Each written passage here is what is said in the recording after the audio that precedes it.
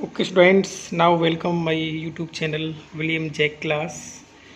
तो students recently अभी हमने जो द एनिमी लेसन किया था जिसके मेन पॉइंट्स इंपॉर्टेंट पॉइंट्स किए थे, तो आज बात करते हैं हम उसके इंपॉर्टेंट क्वेश्चंस की, और कह सकते हैं कि रिकैप्चुलेशन एक हिसाब से आपका हो जाएगा।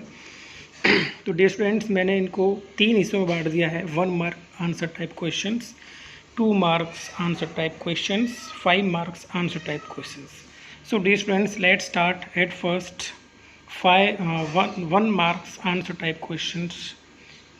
So as we know very well the characters, तो at first who was Dr. Sadao Hoki, आप जानते हैं। Second question who was Hana, ये भी आप अच्छे से जानते हैं। तीसरा question where was their house। Fourth question how many children they have। Fifth who was Yumi, and sixth write the name of the enemy or the American soldier। Seventh who was Mr. Harley। Eighth who was General Takima। Ninth write the name of the country of Dr. Sadao and the enemy, simple students। 10th है what is Hauri, और मैंने इसका answer लिखा हुआ है loose outer garment worn over the kimono, ये ऊपर पहना जाता है स्टूडेंट्स। अब आप किमोनो के बारे में पूछोगे तो नेक्स्ट क्वेश्चन किमोनो के बारे में है, जापानी पहनावा। ये लूज रोब इमिटेटेड, ये रोब मीन लबादा जिसको बोलते हैं, imitated from robes originally worn by Japanese, इसको जापानीज पहनते हैं। आप देखेंगे कभी, आप देखना कि जापानीज किस हिसाब के कपड़े पहनते हैं, तो उनको बोला जाता है हाओरी और किमोनो। क्वेश्चन नंबर 12 है will doctor Sadao be arrested on the charge of harbouring an enemy. Harbouring मतलब शरण, कि क्या उनको गिरफ्तार किया जाता है। तो स्टूडेंट्स आप अच्छे से जानते होंगे, आपने पढ़ा है, इंपॉर्टेंट पॉइंट्स पढ़े हैं। 13 will Hana help the wounded man and wash him herself, ये भी आप जानते हैं कि क्या हाना ने उस घायल इंसान को साफ़ किया, अपने आप साफ़ किया या किसी और से करवाया।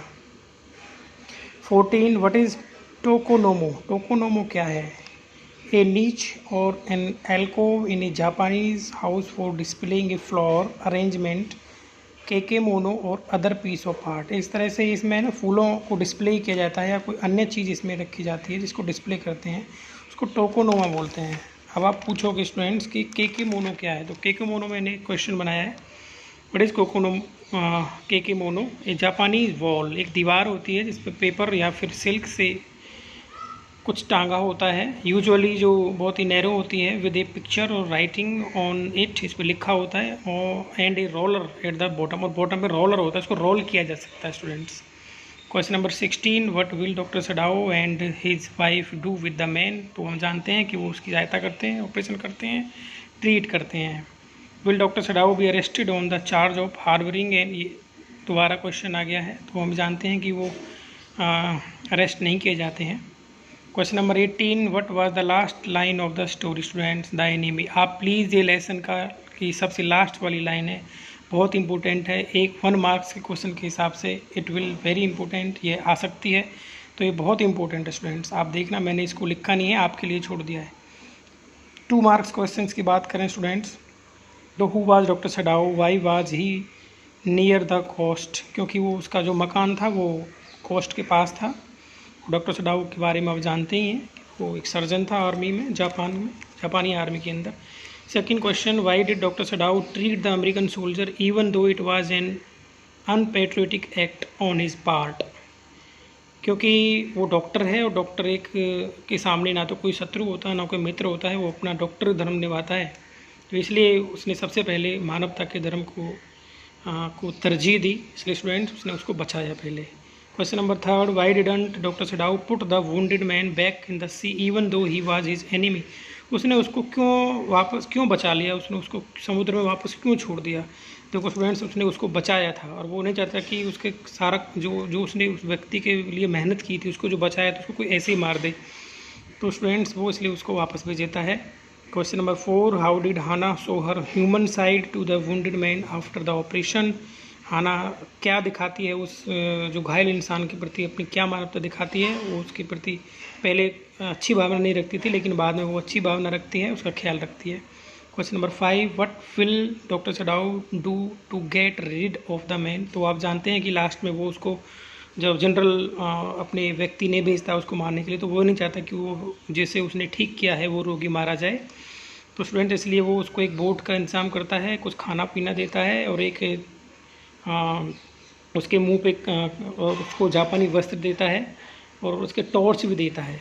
ठीक है स्टूडेंट्स, और मुंह पे काला कपड़ा भी लगा देता है ताकि वो वहाँ से निकल सके, पहचान न सके। Next, how did Hana help Doctor Sadao. तो हम जानते हैं कि वो उसको लेकर के आते हैं, जब उसको साथ रहती है, वो उसके वुंड साफ़ करती है, उसकी हेल्प करती है। Why did servants leave doctor सडाउज house. ये हम जानते हैं क्योंकि वो एक देशभक्त नौकर थे, देशभक्त थे, इसलिए वो नहीं चाहते थे कि कोई एनिमी उनके घर पे रहे और वो ऐसे व्यक्ति के घर पे रहें जो अपने देश के लिए, हित के लिए काम नहीं कर रहा है, इसलिए दोनों जो सर्वेंट्स थे छोड़ देते हैं। नेक्स्ट, अभी 5 मार्क्स क्वेश्चन में आ जाते हैं स्टूडेंट्स हम। तो character sketch of doctor Sadao हम जानते हैं, character sketch of Hana 3 question. Third question है, describe how the enemy so that basic human goodness overpower all the other factors. किस तरह से मानवता सर्वोपरि होती है, ये डिस्क्राइब करना है आपको students. Why did Sadao help the American soldier to escape, how did he do it. किस तरह से वो उसकी हेल्प करता है स्टूडेंट्स, ये आप जब लेसन पढ़ेंगे तो आप अच्छे से जान पाओगे। और 5th है, doctor सडाउ faced A dilemma, should he use his surgical skills to save the life of a wounded person or hand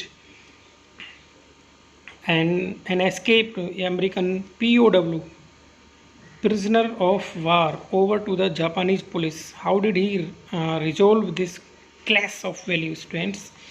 ये आपको पता चल गया था। Question number 6, Doctor Sadao was a patriotic Japanese as well as a dedicated surgeon, how could he honour both the values.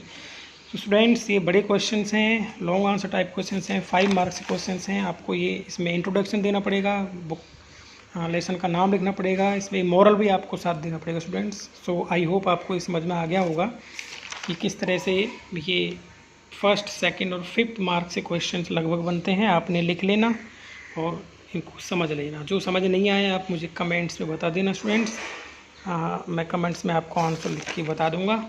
तो एक तरह से रिकैप्चुलेशन हो जाएगा। जिनको ये क्वेश्चंस आते हैं इसका मतलब है वो लेसन को अच्छे से पढ़ा है, वो पढ़ रहे हैं। Okay students, so thank you.